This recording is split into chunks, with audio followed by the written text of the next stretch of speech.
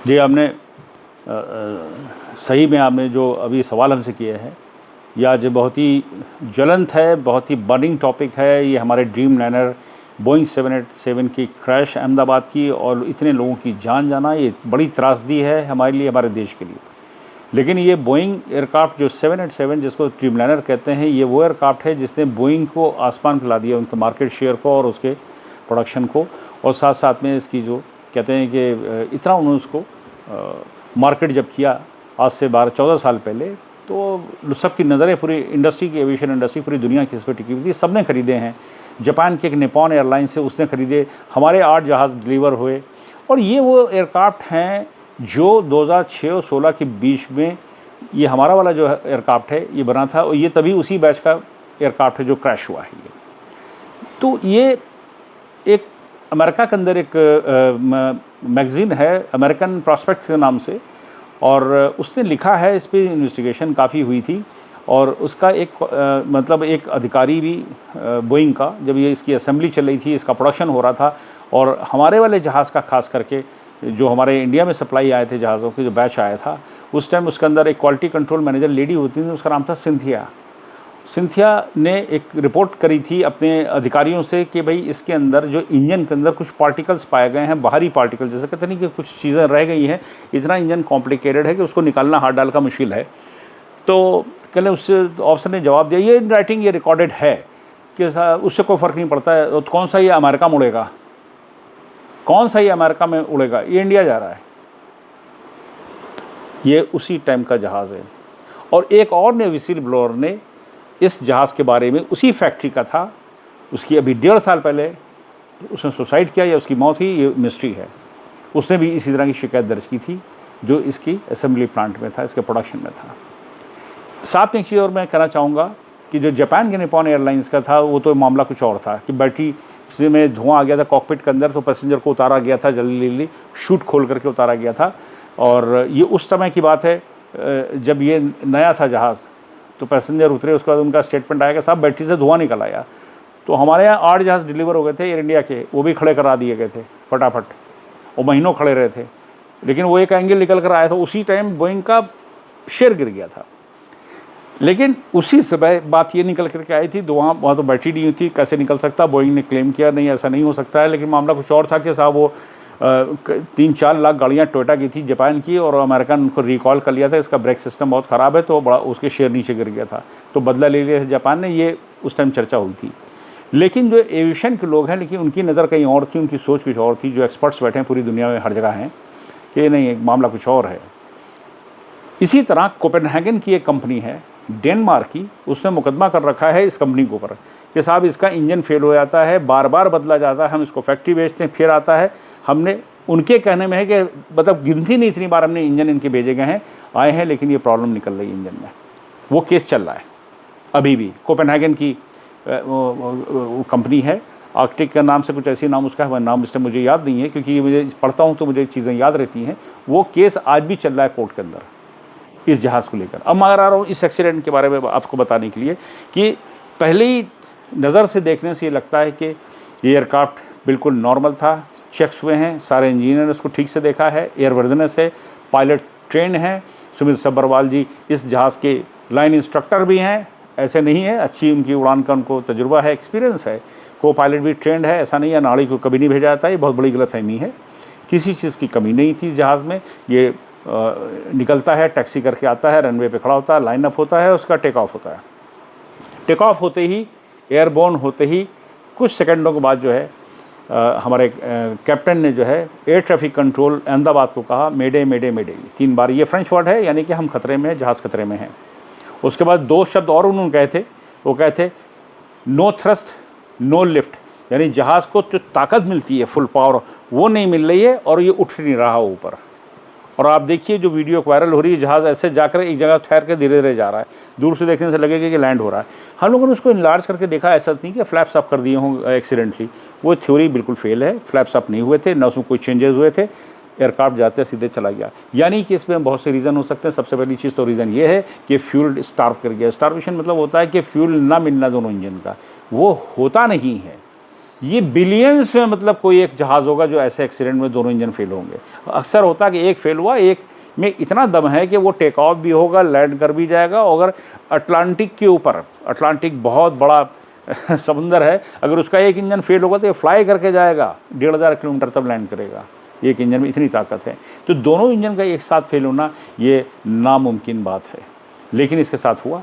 अब आप गौर करिएगा, उसकी हर एक अपने लोगों का अपना तजुर्बा है, अपना एक्सपीरियंस है, लेकिन हम जो दुनिया में आज की डेट में हो रहा है, मैं उसको अपने को अपडेट रखता हूँ। अभी हमारे एक सीनियर कमांडर साहब भी बोल रहे थे, मैं देख रहा था, लेकिन जब आज की वो ठीक कह रहे थे, जो भी इसका जहाँ तक उन्होंने अपनी बात रखी बहुत अच्छी थी, लेकिन एक जगह पे हमारे जो ओल्ड फैशन, हम लोग ओल्ड स्कूल के जो पायलट हैं, जो अपडेट नहीं करते हैं, भूल जाते हैं कि आजकल कंप्यूटर का दौर है।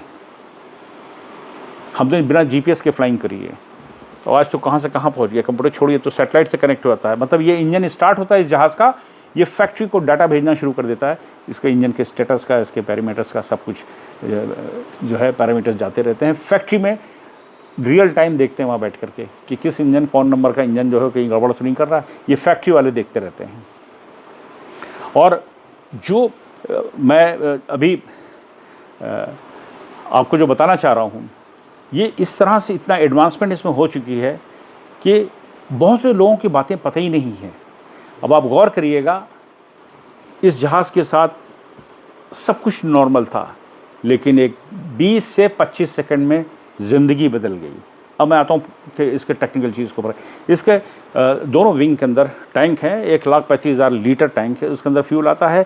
एक उसके पेट में यहाँ पे बेली के पास भी उसमें टैंक है, जो तीसरा टैंक है, और उसका काम, टैंक का काम है कि दोनों का फ्यूल लेकर के फ्यूल मैनेजमेंट करना है कि इंजन में जो फ्यूल जा रहा है वो प्रॉपरली जा रहा है, जितना चाहिए उतना ही जा रहा है। ये बीच वाला टैंक इसको ऑर्गेनाइज़ करता है, मैनेजमेंट, फ्यूल मैनेजमेंट करता है। उसके नीचे जहाज़ के अंदर बाहर से खड़े होकर देखें, वो आप नहीं देख सकते हैं, बंद रहता है। वहाँ पे वो इंजीनियर जाके काम करते हैं जो फ्यूल भरवाते हैं जहाज़ की, उसके बाद उसको लॉक करते हैं, 2 लोग उसको देखते हैं, सर्टिफाइड करते हैं कि ठीक से बंद हुआ है फ्यूल। उसके बाद ये क्लियर करते हैं, तब पायलट नहीं जाता कभी देखने के लिए। पायलट तो फिजिकल बाहर से एक्सटर्नल चेक करके जाके कॉकपिट में बैठ जाता है, लेकिन ये नहीं देखता है, बस ऐसी नज़र एक डालता ज़रूर, लेकिन पायलट का काम नहीं है, ये इंजीनियर का काम है, क्वालिटी कंट्रोल वालों का, और जो भी अधिकारी हैं इंजीनियरिंग के, वो लोग देखते हैं, साइन करते हैं जाके कॉकपिट में। जाके इंजन कॉकपिट में पायलट देखता है फ्यूल कितना है, उसको नज़र आ रहा था, सब उसकी चेकलिस्ट होती है, फ्यूल इतना है, सब कुछ, इंजन स्टार्ट होता है, और उसके बाद देखता है कितना फ्यूल प्रेशर है, ऑयल टेम्परेचर है, फलाना, दुनिया भर की चीज़ें हैं। बात यहाँ पर है, वहाँ तक सब कुछ नॉर्मल था, टेक ऑफ के बाद फ्यूल नहीं जाता है। अब यहाँ पर फ्यूल ना जाना ये जांच का विषय है। पहली बात तो कॉकपिट वॉइस रिकॉर्डर CVR मिल गया है, और इसका डिजिटल फ्लाइट डेटा रिकॉर्डर है, DFDR है, बहुत एडवांस है, वो भी मिल गया है। उसकी डिकोडिंग होगी, थोड़ा उसमें समय लगता है उसको सुनने में, उसको देखने में। उसमें सुनना तो नहीं, CVR में खाली सुनना है, वो तो सुन ही लिया सब लोगों ने, लेकिन और थोड़ा बहुत होगा। तो लास्ट मोमेंट पे आपस में बात हुई होगी, बिल्कुल क्रैश होते टाइम ज़रूर बात हुई होगी, वो सब सुनाई देगी। लेकिन DFDR के अंदर वो आएगा, इसके सारे पैरामीटर्स और जहाज़ की उस टाइम क्या स्टेटस था, क्या स्पीड थी, क्या वजह थी, सब कुछ आएगा। फ्यूल नहीं आ रहा तो फ्यूल स्टार्व क्या, वो भी इसके अंदर होगा, वो आपको बाद में पता चल पाएगा। वो इतनी जल्दी नहीं, थोड़ी स्टडी होती है इतनी आसानी से। तो अब उसमें हम लोग अंदाज़ा लगा सकते हैं। फिर मैं कह रहा हूँ अंदाज़ा लगा सकते हैं, सबकी अपनी अपनी ओपिनियन है। मेरी अपनी जो सोच है मैं उसको देख रहा हूँ, और मैंने पहले दिन ही एक बड़े टेलीविज़न पे उसी टाइम क्रैश के बाद ही मुझे बुलाया गया था, तो मेरी सिक्स सेंस ने कहा था कुछ गड़बड़ है। तो गड़बड़ मुझे पता नहीं क्यों लग रही है कि कहीं कहीं से कंप्यूटर फेलियर हो सकता है। फ्यूल मैनेजमेंट का वो भी पायलट के पास सामने है। कई बार थ्योरी आ रही साहब वो फ्लैप्स अप कर दिए गलती से एक्सीडेंटली, फ्लैप्स 5 या जिस उस पर रखे जाते हैं 5855 में टेक ऑफ होता, लेकिन फुल लोड था और टेम्परेचर ज़्यादा था रनवे का, वहाँ का एटमॉस्फेरिक, और रनवे लंबी थी, वो पायलट ने एडजस्ट किया होगा। उसमें कंप्यूटराइज भी होता, खुद कंप्यूटर एडजस्ट कर देता है। जब उसमें डाटा भरा जाता है कि हमारा बाहर का टेम्परेचर कितना है, कितना लोड है, रनवे की लेंथ क्या है, कंप्यूटर खुद अपना पूरा प्लान करके देता है, तब टेक ऑफ होता है। ये इतना एडवांस एयरक्राफ्ट है। तो फ्यूल का जो वो कनेक्शन कहीं ना कहीं से आप देखिए तो वो कंप्यूटर से रिलेटेड है, कहीं ना कहीं से इसमें बहुत सारी चीज़ें, 7-8 ऐसी चीज़ें हैं जो सीधे नेटवर्क से कनेक्टेड हैं इस जहाज़ के अंदर। ये सैटेलाइट से कनेक्टेड, मैंने बोला ना कि इंजन का जो है सैटेलाइट के थ्रू फैक्ट्री में उसका स्टेटस जा रहा होता है रियल टाइम। मुझे ऐसा लगता है कि इसका कंप्यूटर हाईजैक कर लिया गया, पायलट समझ ले पाया। एक ही शिकायत पहले आ चुकी है किसी, ये लैंडिंग टेक ऑफ पे ही हाईजैक हो सकता है, हैक हो सकता है, हाईजैक नहीं, आई एम सॉरी, मतलब टेक ऑफ लैंडिंग के टाइम पे हैक हो सकता है, क्योंकि लो हाइट पे होता है, ऊपर जाने के बाद नहीं हैक हो सकता है। तो कहीं से बैठ के कोई कर सकता है, बहुत ही रेयर है, लेकिन पता नहीं कि इस एयरक्राफ्ट के साथ तो ऐसे ही महसूस हो रहा है कि हैक कर लिया गया और फ्यूल इसको बंद कर दिया गया। अगर ये हो सकता है तो इंजीनियरिंग वाले बताएंगे, लेकिन ये सबोटाज है, कैसे है ये मुझे नहीं पता, लेकिन ये 100% ये सबोटाज है। और अगर मैंने कुछ शिकायत बताई है कि इंजन के अंदर आई थी, वो कोपेनहेगन में केस चल रहा है, तो हमारे इन जहाज़ों में तो हुआ नहीं था अभी तक के, नॉर्मल फ्लाई कर रहे थे सारे जहाज़ एयर इंडिया के। हाँ, छोटी मोटी शिकायतें आई मेंटेनेंस वालों की, वो लोगों पैसेंजर ने कहा उसमें एसी नहीं चल रहा था, उसकी सीट टूटी थी। देखिए वो सब जो है इसकी फ़्लाइट से कोई रिलेशन नहीं है। और जो भी है इसके अंदर मेरे ख्याल से अभी जैसे मुझे बताया जा रहा है, रैट इसके अंदर होता है, रैम टरबाइन होता है, वो ऑन हुआ, वो सब आपको DFDR बताएगा, क्योंकि वो थ्रस्ट दे देता है जहाज़ को। अगर रैट बोलते हैं, और वो है रैम टरबाइन, रैम जो उसको पावर देता है, तो वो ऑन हुआ या नहीं हुआ, उसकी प्लेसिंग नीचे होती है, ये आपको DFDR बताएगा। किसी ने देखा नहीं, एयरक्राफ्ट क्रैश हो गया है। और मेरे ख्याल से ये जो है साजिश है, और इसको हम बहुत से लोग मान के चल रहे हैं साजिश है। अब उसको इसकी क्या इन्वेस्टिगेशन में क्या निकल के आती है वो पता चल जाएगा। टाटा पे वो लगा रहे हैं, तोहमत लगा रहे हैं, तो उसके बारे में आप क्या कहेंगे? अब आपने नया क्वेश्चन कर लिया, टाटा से क्या लेना देना है। हाँ, ये ज़रूर है। अब देखिए ये भी कहा जा रहा था कि साहब टर्किश एयरलाइंस इसकी हैंडलिंग कर रही थी, और टर्किश एयरलाइंस का हमारे इस जहाज़ से मतलब नहीं। अभी है तो अभी भी कोर्ट चले गए थे, टर्किश लोगों को वापस भेजा जा रहा था। और टर्किश लोग हैं कौन ये? अरे टर्किश तो की एक सादात के नाम से, अब आपने छेड़ दी बात तो अब सुन लीजिए। सादात SADAT जाके ढूंढ लीजिए सर्च के ऊपर, सादात और टर्की डाल दीजिए। इनकी एक प्राइवेट आर्मी है, और वो प्राइवेट हज़ारों की तादाद में, बहुत पैसा है। जो इस टाइम प्रेसिडेंट है ना, उनके रिश्तेदार चलाते हैं उसको। वो एक एक्स कमांडो था, वो चला रहा है, वो बाप चलाता था, उसका बेटा चला रहा है। इसने 5000 सोल्जर लीबिया भेजा लड़ने के लिए, इसने सीरिया भेजे थे, और उनके पास सब कुछ है, इनके पास सारा मिलिट्री का होता है। देखने से आपको मिलिट्री को लगेंगे। इसी तरह जैसे कि अमेरिका की ब्लैक वाटर है, डायनाकोर है। ब्लैक वाटर तो आपका नाम बदल गया, अकेडमी हो गया है, जो जा करके लड़ती है। लोग समझते हैं मिलिट्री लड़ रही है, वो होते हैं भाड़े के सोल्जर। उसमें चाइनीज़ भी हैं, उसमें अफ्रीकन भी हैं, उसमें सारे कंट्री के लोग होते हैं। सादात वो है जो सीरिया में भी गया था लड़ने के लिए, और सादात वो है जिसने पाकिस्तान को ऑफ़र किया था कि कश्मीर के अंदर, ये रिकॉर्डेड है, कश्मीर के अंदर जाकर के कश्मीरियों के लिए, पाकिस्तानियों के लिए लड़ेंगे इंडियन आर्मी से। सादात ये वो टर्की है जिसका दीन ईमान का कोई भरोसा नहीं है, बिल्कुल नहीं है। तो अगर उनका नाम किसी ने ले लिया कि टर्किश वहाँ पे लोग थे, वो कर सकते हैं, तो वही इस बारे में तो हमारी एजेंसियाँ बहुत हैं, सक्षम हैं, देख लेंगी वो भी।